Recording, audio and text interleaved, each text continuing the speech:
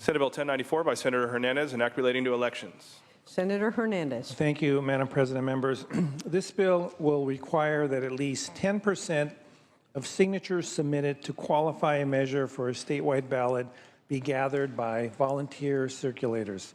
100 years ago, the initiative system was established in California to empower the average citizen to engage in the political process. Well, we know how that's evolved. Obviously, now anybody with lots of money can qualify. It sought to return lawmakers' power to the people at a time when moneyed railroad interests were thought to have too much influence on the legislative process. In recent years, though, this system has been hijacked, as I mentioned, by the influence it is sought to combat, moneyed interests, corporations, and wealthy individuals pushing often narrow agendas. For these measures, there is often little volunteer or grassroots support. Instead, signatures are gathered by paid circulators. In fact, the Sacramento Bee recently featured an article on this issue and is a going rate for signatures, which is an unprecedented high. When money, not the subject matter, is the driving force behind the initiative, it means that moneyed interests have unfettered access to the ballot. This bill does not prohibit paid circulators from being used, but it does seek to clarify that the measure truly enjoys widespread grassroots support. Additionally, this bill will create stronger penalties against fraud and misrepresentation, and with that, members, I respectfully ask for an aye vote.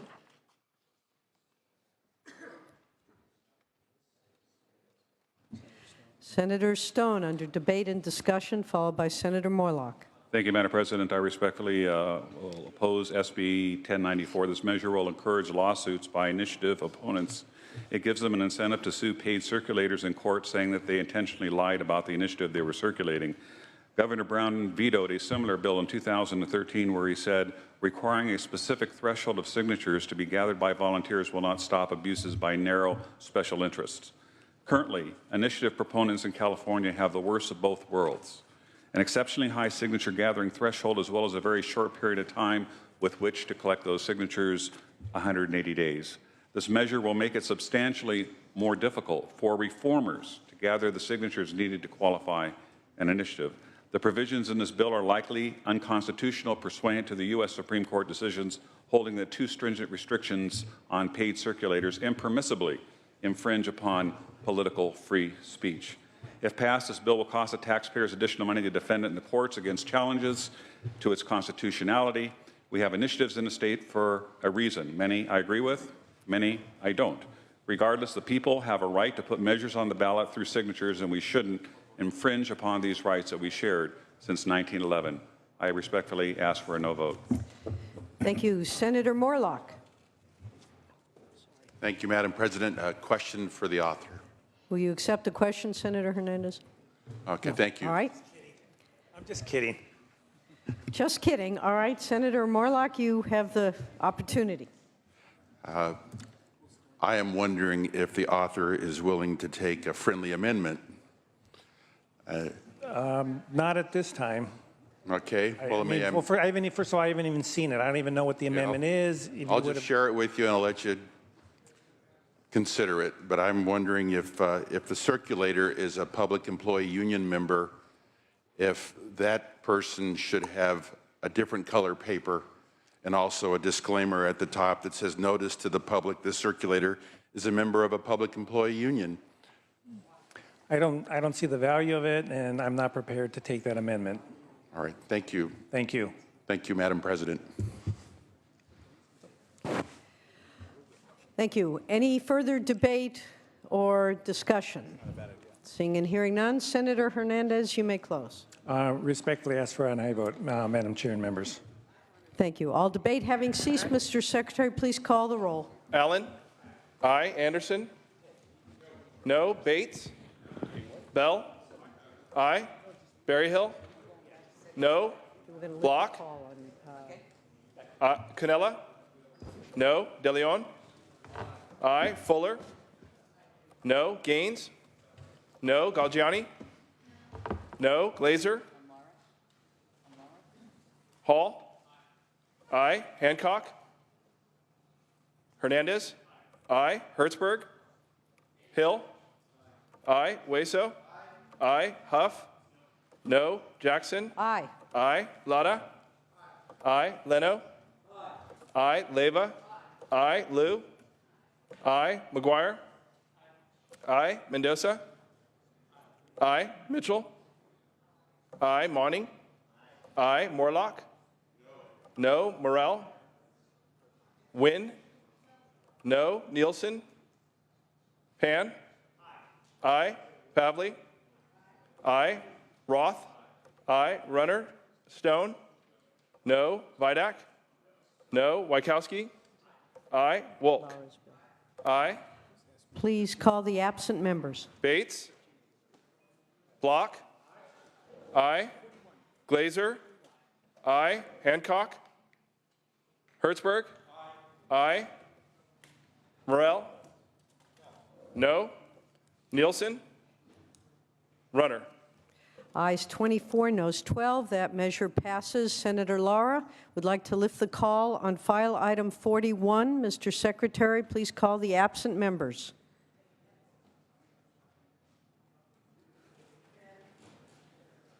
Galgiani? Glazer? Aye. Hueso? Leno? Aye. McGuire? Pan? Roth? Runner? Ayes 21, noes 13. The measure passes. All right, colleagues, we are going to go on to file item 75. Senator Wykowski, Mr. Secretary, please read. Senate Bill 1170 by Senator Stormwater. Wykowski, an act relating to public contracts. Senator Wykowski. Madam President and members, Senate Bill 1170 ensures that adequate resources are allocated to the pollution prevention planning process by clarifying that public owners are responsible for the preparation of the stormwater pollution prevention plans required on public works projects. In recent years, some public agencies have transferred design responsibility as well as risk related to the stormwater plans to their contractors. Now, Senate Bill 1170 addresses this by requiring public agencies to design the stormwater plan and include it in part of the bid when the project is put out. This bill is supported by a coalition of contractor and labor groups, and I respectfully ask and I vote. Debate or discussion on this item? Seeing and hearing none, Mr. Secretary, please call the roll. Allen? Anderson? Aye. Bates? Bell? Aye. Berryhill? Aye. Block? Aye. Canella? Aye. DeLeon? Fuller? Aye. Gaines? Galgiani? Glazer? No. Hall? Hancock? Hernandez? Aye. Hertzberg? Aye. Hill? Aye. Hueso? Huff? Aye. Jackson? Aye. Lada? Leno? Leyva? Aye. Lou? Aye. McGuire? Mendoza? Aye. Mitchell? Aye. Monning? Aye. Morlock? Aye. Morrell? Aye. Wynn? Aye. Nielsen? Pan? Pavley? Aye. Roth? Aye. Runner? Stone? Aye. Vidak? Aye. Wykowski? Aye. Wolk? Aye.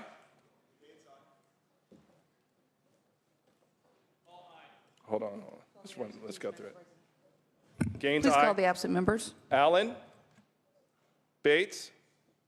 DeLeon? Galgiani? Aye. Hall? Aye. Hancock? Hueso? Lada? Leno? McGuire? McGuire, aye. Nielsen? Pan? Pan, aye. Runner? Thank you, Mr. Secretary. Ayes 30, noes 1. The measure passes. Members, we are now going to move to file item 76. Senator Hill. Mr. Secretary, please read. Senate Bill 1193 by Senator Hill, an act relating to healing arts and making an appropriation therefore. Senator Hill. Thank you, Madam President. SB 1193 is the sunset bill for the Board of Pharmacy. The bill extends the board's operations for 4 years and makes changes to the pharmacy law in order to improve the board's work regulating licenses involved in the acquisition, storage, distribution, and dispensing of dangerous drugs and dangerous devices. Most notably, this bill provides oversight to the board for outsourcing facilities. SB 1193 requires a pharmacy using an automated delivery device to register with the board. The bill also improves the timeline by which the board must approve clinic licenses. I respectfully ask for an aye vote, members. Thank you, Senator Hill. Senator Stone. Madam President, I just want to compliment the chairman for bringing this comprehensive review of pharmacy to the floor. The pharmacy profession is a changing profession, and changing technologies, and patient safety is certainly first, and I really appreciate the many, many hours that the chairman put in there in urgent aye vote. Thank you, Senator Stone. Any further discussion or debate? Seeing none, Senator Hill, would you like to close? Respectfully ask for an aye vote, members. Thank you. Thank you, sir. Mr. Secretary, please call the roll. Allen? Aye. Anderson? Aye. Bates? Bell? Aye. Berryhill? Block? Berryhill?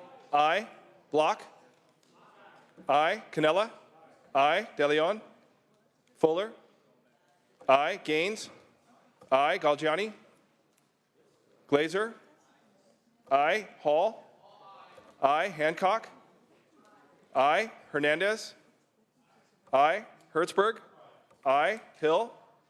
Aye. Hueso? Aye. Huff? Aye. Jackson? Aye. Lara? Aye. Leno? Aye. Leyva? Aye. Liu? Aye. McGuire? Aye. Mendoza? Aye. Mitchell? Aye. Monning? Aye. Morlock? Aye. Morrell? Aye. Wynn? Aye. Nielsen? Pan? Aye. Pavley? Aye. Roth? Aye. Runner? Stone? Aye. Vidak? Aye. Wykowski? Aye. Wolk? Aye. Please call the absent members. Bates? DeLeon? Galgiani? Aye. Nielsen? Runner? Thank you, Mr. Secretary. Ayes 36, noes 0. The measure passes. Moving on to file item 77, Senator Hill. Mr. Secretary, please read. Senate Bill 1194 by Senator Hill, enact relating to healing arts. Senator Hill. Thank you, Madam President. SB 1194 is the sunset bill for the Board of Psychology. The bill extends the board's operations for 4 years and makes changes to the psychology licensing law in accordance with recommendations from the Sunset Review. This bill amends statutes related to psychological assistance, academic requirements, and redefines continuing education as continuing professional development. This bill also authorizes the board to post certain licensee information on its website and establishes a retired license. The Board of Psychology and the California Psychological Association support this bill. I respectfully ask for an aye vote, members. Thank you, Senator Hill. Members, seeing no discussion or debate, is there any objection to using unanimous roll call? Seeing and hearing none, ayes 37, noes 0, measure passes. Moving to file item 78, Senator Leno. Very good. Mr. Secretary, please read. Senate Bill 1202 by Senator Leno, enact relating to sentencing. Senator Leno. Thank you, Madam President. Colleagues, this bill deals with the issue of determinant sentencing. And to try and spare you all the very complicated history, there was a California Supreme Court decision known as Cunningham, which ruled that our determinant sentencing structure was unconstitutional. This was going back around 2007. We took action. It was then Senator Romero's SB 40, and it was to deal with that issue of constitutionality. It has been extended 3 times now, and I know it is before the House to extend it again. Just to quote from SB 40's legislative intent language, it said at the time, I'm reading, in the bill of SB 40. It is the intent of the legislature in enacting this provision to respond to the decision, it was the U.S. Supreme Court in Cunningham versus California. It is the further intent of the legislature to maintain stability in California's criminal justice system while the criminal justice and sentencing structures in California sentencing are being reviewed. So by its own terms, it was meant to be a temporary measure. The bill I have before you today is an alternative to it. And the very simple concept is that with our triad system, a lower, middle, or higher, if you were before a court, would you want the aggravated term to be decided by a single person, or should you be afforded a trial of your peers before a jury? So that's all this bill does, is that once the jury makes the determination that you are guilty, this bill does not take any discretion away from the judge. It just says that if there is going to be the consideration of aggregated factors, that you have to plead that and have the jury decide that you are guilty of that. It's really fundamental to our entire jurisprudence structure. And then should the jury decide, yes, you are guilty of the aggregated factor, then it is up to the judge to set the term of sentencing. So I hope I haven't confused you too much with that. Pretty straightforward. I ask for your aye vote. Thank you, Senator Leno. Senator Nielsen? I would argue, ladies and gentlemen of the Senate, we're fixing what's not broken. The system does work. This simply is a way to lessen the term, to have more terms, to be the diminished term, the lesser of the terms. The determinate sentence law that was signed way back in 1979 did then establish a low, middle, and an upper term. And it did give discretion to a judge to make a decision. This now elevates to a very high threshold beyond a reasonable doubt and empowers then a jury, rather than a judge, to make this determination. I would argue that the judges have handled it very well for many, many decades. It is a part of a steady construct here that will also be embodied in an initiative that may qualify, and I hope the people of California vote against, that will yet again turn sentencing upside down in California. And it will diminish the consequences for continued criminal behavior. I urge a no vote. Thank you, Senator Nielsen. Senator Leno, would you like to close? Thank you, Madam President. So, colleagues, we may disagree on the bill, but let's be clear about this. This does not reduce anyone's sentence. It merely requires that any aggregated factors must be pled to a jury. That's really something we all expect, that one person doesn't judge us guilty or innocent. We have a jury trial system, and that's all this does. I do want to point out that out of concern for costs, this would not require the impaneling of an entire new jury. The sitting jury for the first decision, whether you're guilty or not, would also be used for the decision whether there is an aggregated factor or not. I would ask for your aye vote.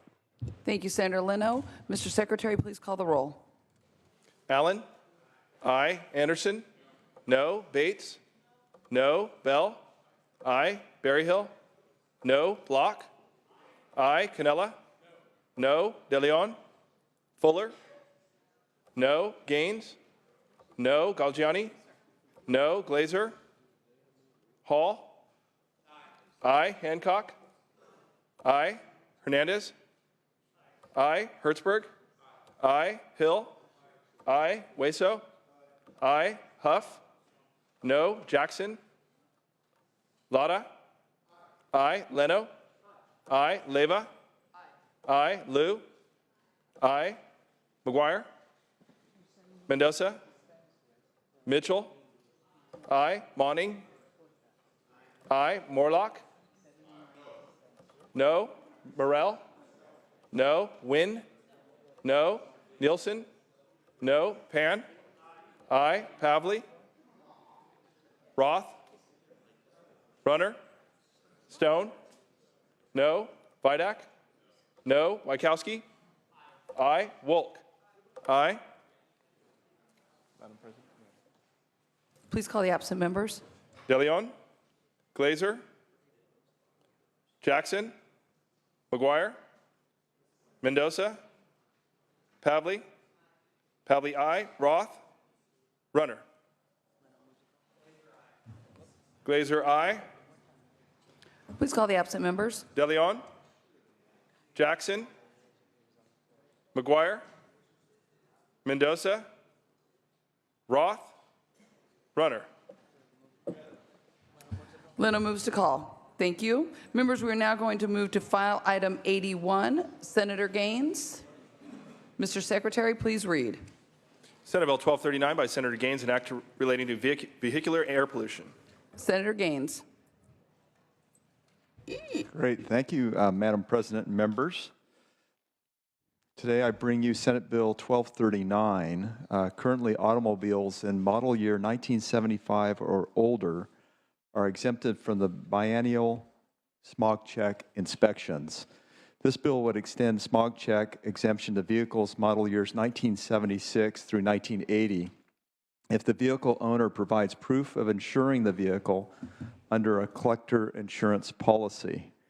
And just to give you an indication of some of the cars that would be affected by this, collector cars would be like the Alfa Romeo Sprint, the Datsun 280Z, the Pontiac Trans Am, the Triumph TR7, Volvo 262C, the Ford Mustang, the Saab 900, and the Chevy Camaro. Collector car insurance policies place mileage restrictions on the vehicles, often limiting the mileage to roughly 3,000 to 5,000 miles in a year. This bill is set to sunset in 2 years after implementation, as suggested within committee.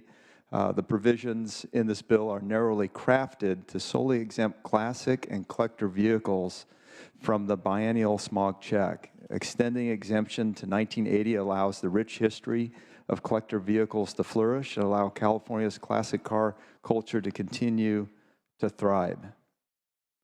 I respectfully ask for an aye vote. Thank you. Members, the better discussion. Senator Leyva. Members, I rise in opposition to this bill, expanding smog checks exemptions for vehicles insured as collector motor vehicles with a model year of 1980 or older under SB 1239 would have negative impacts on public health. Emissions from cars and trucks have been largely responsible for the air quality problems in our state. As a result, an overwhelming majority of Californians breathe air that does not meet federal and state standards. My district alone is impacted by the air pollution created by heavy traffic on 3 major freeways that pass through the district, disproportionately impacting low-income families and children. The Smog Check program has played an instrumental role in helping to reduce emissions from these vehicles. It has proven to be cost-effective and an equitable way to cut the state's air pollution. SB 1239 weakens the Smog Check program by increasing emissions from high-polluting vehicles. Given that the definition of collector motor vehicle is itself defined by the owner of the vehicle, SB 1239 will also potentially create a new loophole for non-hobbyists to avoid smog checks. And on a personal note, my dad has been restoring classic cars for almost 30 years, and he takes great pride in the fact that all of the cars that he restores pass smog. I respectfully ask for a no vote. Senator Allen. Members, I also unfortunately rise to oppose this bill by my friend. When this came up in our committee, I actually paused the discussion and said, would there be an opportunity for the author to be able to work out the problems that the opposition had? And the opposition, by the way, are basically all the air quality districts that are tasked by us and by the public to maintain air quality. And they took a week, they worked on it, they weren't ultimately able to address the concerns that existed. And I think it got out on, courtesy vote from one of our colleagues. But, let's talk about some of the issues of the bill. This bill actually creates a loophole that would allow all 105,000 vehicles from model years 76 to 80 to be exempt from smog check. Now, that's because anybody can get collector car insurance simply by claiming that their car is the collector. So if you have a 1980 Pinto, all you have to do is say it's a collector's car, and I guess it is, get the insurance, and then you're exempt. Now, true collector cars are older than 1976, and every 75 and older car is already exempt from smog check. A 1976 vehicle puts out 827 times more pollution than a 2010 vehicle, and that's when it's actually in the smog check program. Older vehicles are responsible for a huge percentage of the total emissions. The fact is that true collector cars are well maintained according to the sponsors, and maintained cars must pass smog check, and that's why I unfortunately cannot support this. Thank you, Senator Allen. Seeing no further discussion or debate, Senator Gaines, would you like to close? Yes, thank you. Just some clarification in terms of the number of vehicles impacted. This is from the Bureau of Automotive Repair. In 2014, there were 17,000 cars that failed the test. And those are years 1976 through 1980. And in 2015, it was 15,000. So the universe, number one, is much smaller than was expressed. And we're talking about collector cars. These have to satisfy underwriting criteria of insurance companies. They don't want to offer a special rate for a car that's being used as a commuter car. That would make no sense. They would kick it out of the program.